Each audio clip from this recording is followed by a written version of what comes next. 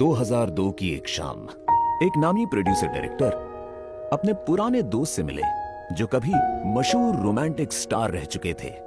बातों बातों में डायरेक्टर ने एक्टर से अपनी अगली फिल्म में एक छोटा सा रोल करने के लिए कहा। वो थोड़ा परेशान होकर बोले, यार ऐसे रोल करूंगा तो मेरे करियर का क्या होगा?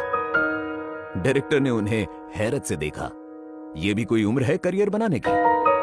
एक्टर ने उसी दिन तय कर लिया कि वो इस उम्र में भी अपनी छाप छोड़कर रहेंगे। ये एक्टर थे evergreen romantic star Rishi Kapoor. कायनात ऋषि कपूर को एक्टर ही बनाना चाहती थी। शायद इसीलिए हिंदी सिनेमा की फर्स्ट फैमिली कहे जाने वाले कपूर खानदान में उन्हें पैदा किया। एक दिन पिता राज कपूर ने मां कृष्णा से कहा, मेरी अगली फिल्म में एक स्कूल बॉय का रोल है, मैं चिंटू को कास्ट करना चाहता हूं। दूसरे कमरे में जब चिंटू यानी ऋषि कपूर ने यह सुना तो वो खुशी से उछल पड़े। उस रात ऋषि कपूर देर तक आईने के सामने खड़े होकर कई सारे अंदाजों में बोलते रहे, हाय मेरा नाम ऋषि कपूर है।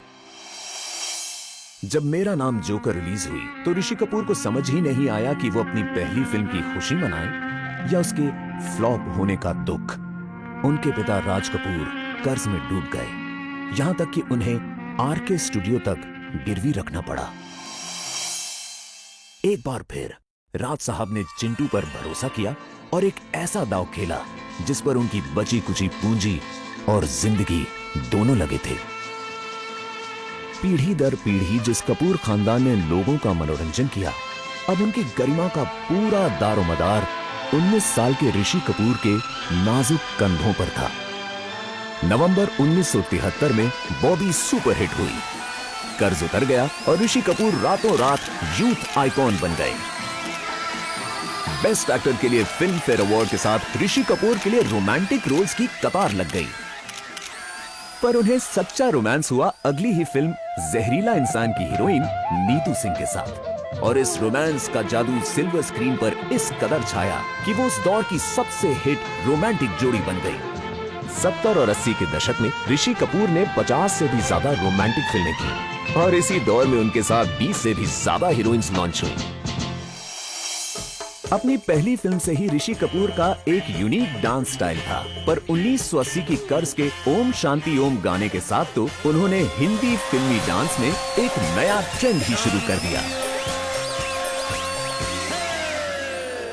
अपनी इमेज के भार से बंधे हुए ऋषि कपूर उस दौर में अपने किरदारों में ज्यादा एक्सपेरिमेंट नहीं कर पाए और यही बात उन्हें अक्सर सताती। लेट 80s में वो दौर भी आया जब उनकी फिल्में फ्लॉप होने लगी। लगभग इसी दौरान ऋषि कपूर का वजन उनकी रोमांटिक इमेज के लिए दीवार बनने लगा। हर गुजरते शुक्रवार के साथ ऋषि कपूर दर्शकों के दिलो दिमाग से मिटते चले गए और एक वक्त ऐसा आया जब उनके पास फिल्में तो थीं, लेकिन उन्हें करने का हौसला नहीं। इस सच्चे एक्टर ने एक दिन एक फैसला किया। ऋषि कपूर 4 प्रोड्यूसर्स को उनका साइनिंग अमाउंट वापस दे आए। ये एक रोमांटिक स्टार का इस्तीफा था और एक सीरियस एक्टर की तलाश। नई सदी के साथ ऋषि कपूर ने खुद को रीइन्वेंट किया और ये बेमिसाल एक्टर अपनी दूसरी इनिंग्स शुरू कर रहा था। उनकी मासूम मुस्कुराहट और दिलकश अदाकारी का कर्ज ये पूरा मुल्क नहीं चुका पाएगा। सिनेमा के आसमान में ऋषि कपूर का सितारा हमेशा बुलंद रहेगा।